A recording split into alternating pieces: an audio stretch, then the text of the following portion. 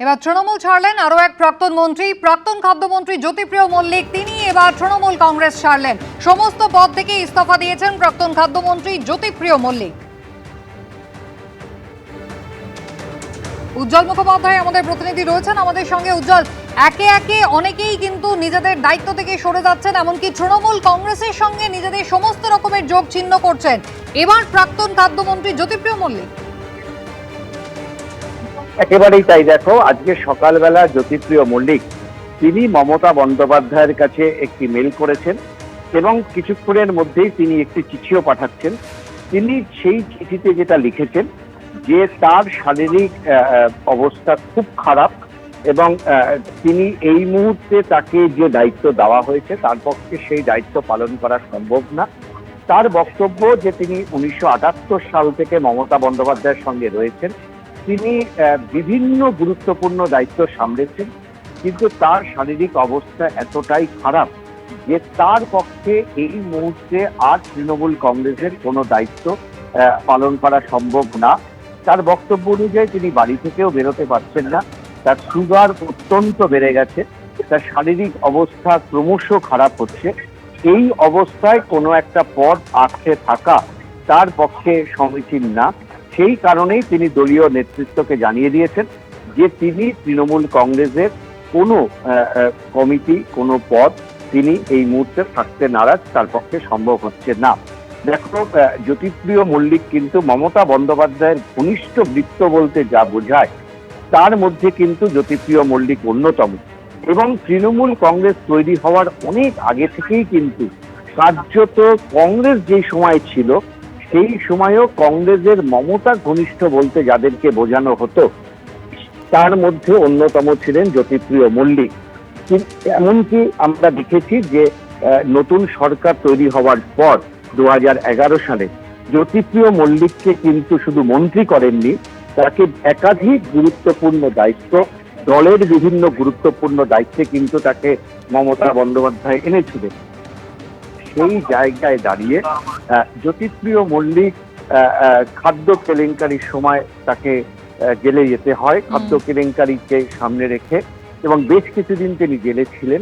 সেই অবস্থাতেও কিন্তু মমতা বন্দ্যোপাধ্যায়ের সঙ্গে তার যোগাযোগ ছিল, এমনটাই রাজনৈতিক মহলে চর্চা। এরপর তিনি এবারের নির্বাচনে প্রার্থী হন।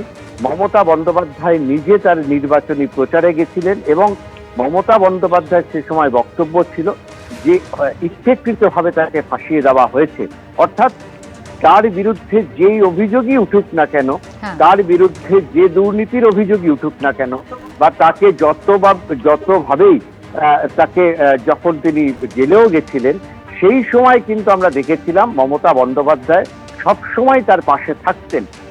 এই অবস্থায় দাঁড়িয়ে নির্বাচনে তিনি হেরে যান এবং আজকে তিনি তার চিঠি পাঠিয়েছেন।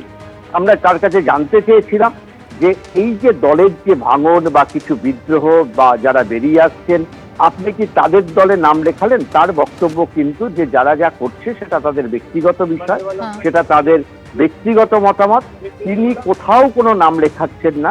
কিন্তু শারীরিক অবস্থার কারণে, শারীরিক অবস্থার অবনতির কারণে তার পক্ষে এই মুহূর্তে তৃণমূলের কোনো দায়িত্ব নেওয়া তার পক্ষে সম্ভব হচ্ছে না। অর্থাৎ তৃণমূল কংগ্রেসের সমস্ত পদ থেকেই অব্যাহতি নিলেন জ্যোতিপ্রিয় মল্লিক। মমতা বন্দ্যোপাধ্যায়কে চিঠি দিয়ে জানিয়ে দিয়েছেন শারীরিক অসুস্থতার কারণে জ্যোতিপ্রিয় মল্লিক তিনি তৃণমূল কংগ্রেস ছাড়ছেন, অন্য কোনো লবিতে তিনি যাচ্ছেন না। অর্থাৎ একেবারে মমতা বন্দ্যোপাধ্যায়ের দীর্ঘদিনের আস্থাভাজন বালু মল্লিক এবার তৃণমূল কংগ্রেসের সমস্ত পদ থেকেই সরে দাঁড়াবেন। আশাবল হোসেন আমাদের প্রতিনিধি রয়েছেন টেলিফোন লাইনে। আশাবল, চলতি কিছুদিন আগেই যে বিধানসভা নির্বাচন শেষ হলো, 2024-এর বিধানসভা নির্বাচনের ভোটের প্রচারে গিয়েও আমরা দেখেছিলাম মমতা বন্দ্যোপাধ্যায় বলেছিলেন তার মন্ত্রিসভায় সব থেকে ভালো কাজ যিনি করেন তার নাম হচ্ছে জ্যোতিপ্রিয় মল্লিক, যাকে রেশন দুর্নীতি মামলায় জেল পর্যন্ত খাটতে হয়েছিল। অর্থাৎ শেষ দিন পর্যন্ত যিনি মমতা বন্দ্যোপাধ্যায়ের আস্থাভাজন ছিলেন সেই জ্যোতিপ্রিয় মল্লিক এবার তৃণমূল কংগ্রেস ছেড়ে দিলেন। কুসুমিতা, একেবারেই মমতা বন্দ্যোপাধ্যায়ের বরাবরের আস্থাভাজন জ্যোতিপ্রিয় মল্লিক, এবং তুমি ঠিকই বলেছো যে নির্বাচনী প্রচারে গিয়ে দরাজ সার্টিফিকেট দিয়েছিলেন জ্যোতিপ্রিয় মল্লিকের পক্ষে, এবং তাকে যে মিথ্যা কেসে তাকে জেল খাটতে হয়েছে সেই বার্তাটা তিনি সাধারণ মানুষের কাছে দিয়েছিলেন। কিন্তু নির্বাচনে জ্যোতিপ্রিয় মল্লিক তিনি পরাস্ত হয়েছেন তবে জ্যোতিপ্রিয় মল্লিক জানিয়েছেন যে তিনি যে দল ছাড়ছেন, দলের সমস্ত পদাধিকার থেকে প্লাস তার দলের যে প্রাথমিক সদস্য পদ সমস্ত কিছু থেকেই তিনি পদত্যাগ করছেন, অর্থাৎ দলের সঙ্গে তিনি তার কোনো সংসদ থাকছে না। এর মূল কারণ তিনি শারীরিকভাবে ভীষণ অসুস্থ, তার কিডনির সমস্যা রয়েছে এবং যে সমস্যাটা আরো বাড়ছে, আগামী দিনে তাকে হাসপাতালে ভর্তি হতে পারে। ফলে এই অবস্থায় তিনি তাই ইস্তফা দিয়েছেন, দলের সমস্ত পদ থেকে থাকতে চাইছেন না। কিন্তু এর মানে এটা নয় যে তিনি অন্য কোনো দলে যোগ দিচ্ছেন, সেই কারণে তিনি কিন্তু পদত্যাগ করেননি। সম্পূর্ণ শারীরিক কারণে, যে তার শরীর আর নিতে পারছে না, যে দলের পদে থাকলে পরে অনেক কিছু দায়িত্ব পালন করতে হবে, বিশেষ করে এই মুহূর্তে অনেক বেশি দায়িত্ব তাকে পালন করা দরকার, কিন্তু সেই দায়িত্ব পালন করতে তিনি মানে অসমর্থ।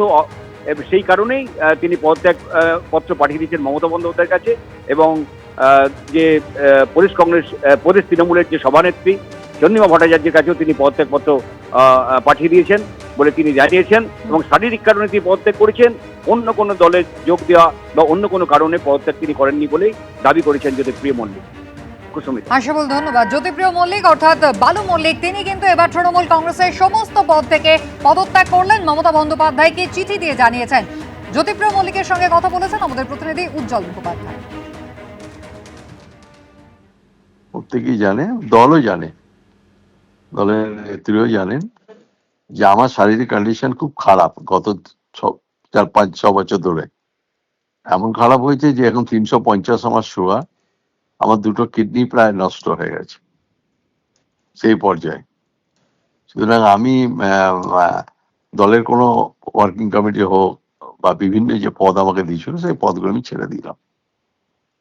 আমি থাকতে পারছি না, কারণ আমি দলের কোনো কাজকর্ম থাকতে পারবো না, আমার পক্ষে সম্ভব নয়। তার জন্য পদত্যাগ করেছি, আজকে জানিয়েও দিয়েছি আমি মেল করে। মানে আপনাকে যে নতুন দায়িত্ব দেওয়া হয়েছিল এগুলো নাকি যে দায়িত্ব? সব দায়িত্ব, একটাই দায়িত্ব দিয়েছিল ওয়ার্কিং কমিটি মেম্বার দলে। হ্যাঁ, সেক্ষেত্রে কি তৃণমূল কংগ্রেসে আপনি থাকছেন নাকি মানে কোনো দায়িত্ব নিতে পারছেন না? মানে থাকার কি করে হলো, আমার সবই তো ছেড়ে দিলাম, থাকলাম কোথায়? আচ্ছা, সবই তো ছেড়ে দিলাম। এখানে কি কোনো মান অভিমানের কোনো বিষয় রয়েছে? আমার কোনো মান অভিমানের ব্যাপার নেই। আমার শারীরিক কন্ডিশন খুবই খারাপ, আমি 2 বছর বাঁচবো কিনা জানি না, তা তো আমি জানি না। আমার এমন কন্ডিশন যে মারাত্মক ভাবে, আমি ছেড়ে দিলাম। হ্যাঁ, কেন পথ আঁকড়ে রাখবো শুধু আমি? আচ্ছা, এই কঠিন সময় আমরা দেখেছি যে বেশ কয়েকজন তারা ছেড়েছেন বা দলের মধ্যে বিদ্রোহ ঘোষণা করেছেন। এই বিষয়গুলো আপনি কিভাবে দেখছেন?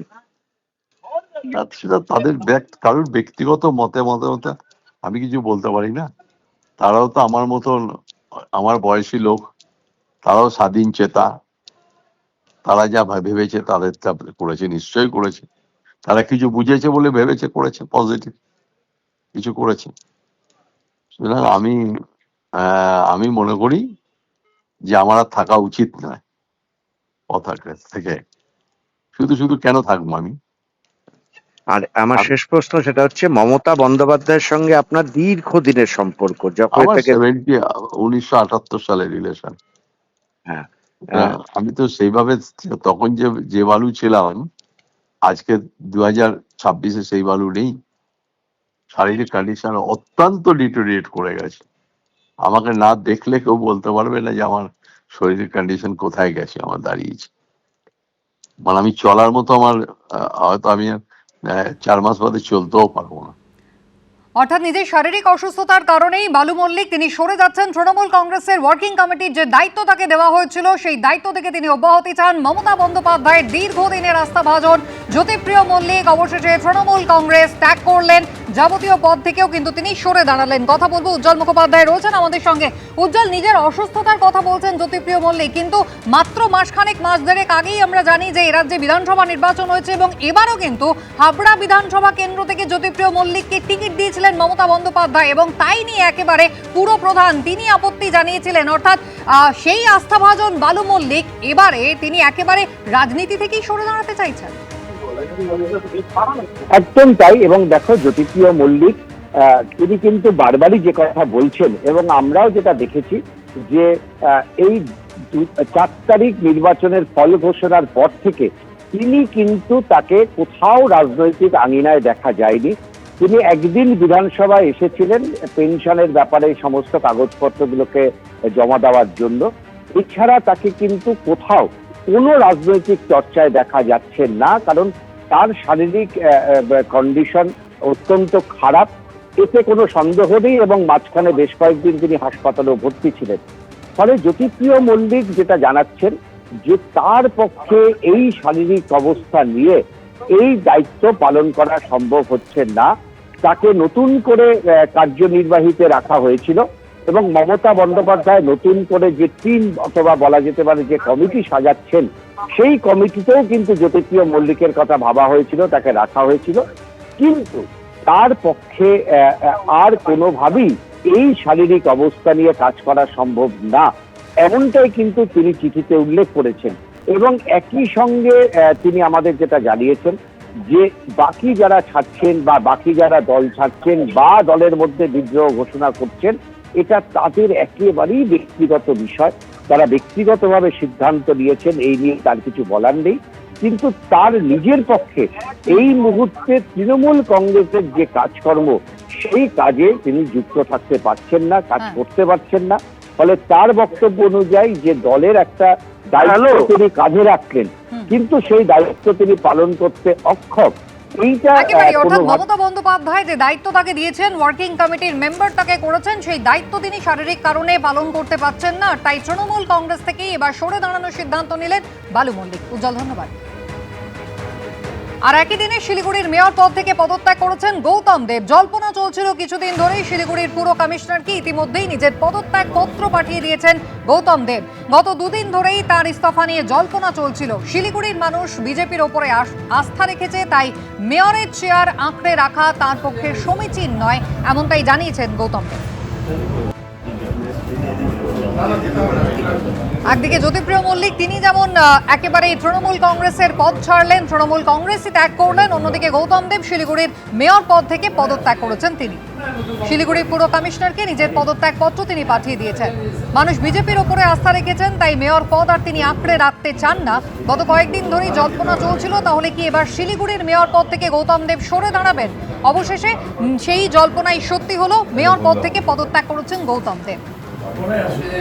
সনদ ঝা আমাদের প্রতিনিধি রয়েছেন আমাদের সঙ্গে। সনদটা কারণ হিসেবে কি জানালেন গৌতম দেব? একেবারে রাজনৈতিকভাবে পরাস্ত হয়েছেন এবং সেই কারণেই কি সরে দাঁড়াচ্ছেন, নাকি এর পেছনে অন্য কোনো কারণ রয়েছে?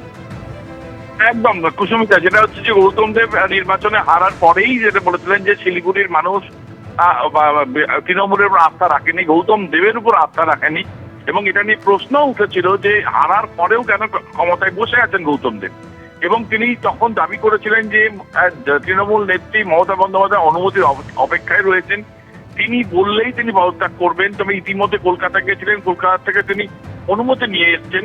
তবে পরশু দিন তিনি পদত্যাগ করার জন্য তৈরি ছিলেন এবং দলের দলীয় সমর্থক যে সমস্ত কাউন্সিলর রয়েছেন তারা তাদের বাধায় তিনি দিতে পারেননি। কালকেও তিনি এসেছিলেন, প্রায় 5 ঘন্টা বসেছিলেন কর্মীরা। আর সেই তাদের অনুরোধ ছিল যে অন্তত যে কয় মাস আছে তারা চালিয়ে যাওয়ার। অবশেষে তিনি রাজি হননি, আজকে তিনি পদত্যাগ করেছেন। এবং এরপরে যেটা হচ্ছে তৃণমূলের যে কাউন্সিলর রয়েছেন তারা সেই সূত্রে জানা গেছে যে তারা কিন্তু অন্তত ভোট চালিয়ে যাওয়ার একটা চেষ্টা চালাচ্ছেন। আজকে তারা বৈঠকে বসছেন, যেখানে বৈঠকে তাদের দলনেতা নতুন করে ঠিক করে আবার মেয়র তৈরি করতে পারেন, এরকম সম্ভাবনা রয়েছে। সুস্মিতা, ধন্যবাদ। প্রবল বৃষ্টি শুরু হয়েছে, বাজ পড়ে কলকাতা বিমানবন্দরে আহত হয়েছেন 2 জন। কাল রাত থেকেই বৃষ্টি শুরু হয়েছে বিক্ষিপ্তভাবে, এখন প্রবল বৃষ্টি চলছে দক্ষিণবঙ্গে। বাজ পড়ে এবার কলকাতা বিমানবন্দরে 2 জন আহত হয়েছেন। কথা বলবো, আমাদের প্রতিনিধি ব্রতদীপ ভট্টাচার্য রয়েছেন আমাদের সঙ্গে।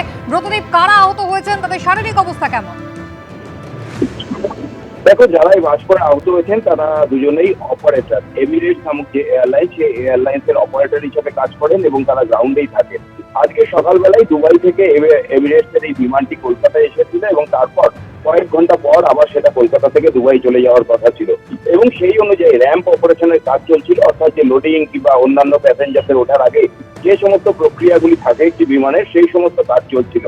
আর সেই সময় এই দুই বিমান কর্মী তারা বিমানের পাশেই র্যাম্প অপারেশনের কাজ করছিলেন। তারা দুজনেই অপারেটর আচমকাই একটি বাজ পড়ে এবং যেটা জানা যাচ্ছে কলকাতা বিমানবন্দর সূত্রে যে ওই বিমানের অদূরেই বাজটি পড়েছিল এবং বাজ পড়ার সাথে সাথেই এরা দুজন সেখানে ছিলেন এবং তারা সেই বাজে আহত হন। সঙ্গে সঙ্গে তাদেরকে উদ্ধার করা হয় এবং প্রাথমিক চিকিৎসা দেওয়া হয়। এই দুজনের মধ্যে একজন, যার নাম ভোলা দাস বলে জানা যাচ্ছে, তার আঘাতটা একটু গুরুতর। তাকে প্রাথমিক চিকিৎসার পর এখন পর্যবেক্ষণে রাখা হয়েছে এবং কলকাতা বিমানবন্দরেই চিকিৎসকরা তাকে দেখছেন এবং প্রয়োজন হলে তাকে হাসপাতালে স্থানান্তর করা হতে পারে। অপর যিনি অপারেটর, তাকেও কিন্তু প্রাথমিক চিকিৎসা দেওয়া হয়েছে এবং পর্যবেক্ষণে রাখা হয়েছে এবং দেখা হচ্ছে, যদিও যেটা জানা যাচ্ছে কলকাতা বিমানবন্দর সূত্রে, যে দ্বিতীয় যে অপারেটরের কথা বলা হচ্ছে তার আঘাত যথেষ্ট গুরুতর না হলেও প্রথম যার কথা বললাম ভোলা দাস, তার আঘাত গুরুতর রয়েছে। তাকে পর্যবেক্ষণে রাখার পর চিকিৎসকদের পরামর্শ অনুযায়ী তারপর তাকে কিন্তু হাসপাতালে স্থানান্তর করা হতে পারে। আরেকবার জানাই যে কলকাতা থেকে দুবাইগামী যে বিমান এভিরেক্সের, সেই বিমানের যখন র্যাম্প অপারেশনের কাজ চলছিল সেই সময় দুজন কর্মী তার গ্রাউন্ডেই ছিলেন, তারা অপারেটরের কাজ অর্থাৎ করেন। দুজন বিভিন্ন গ্রাউন্ড যে স্টাফ যারা প্রক্রিয়া- কাজ করছিলেন সেই সময় বাজ পড়ে দুজনেই আহত হয়েছেন। ইতিমধ্যেই তাদেরকে প্রাথমিক চিকিৎসা দেওয়ার পরে পর্যবেক্ষণে রাখা হয়েছে। ব্রতদীপ, ধন্যবাদ। এবিপি আনন্দ, এগিয়ে থাকে, এগিয়ে রাখে।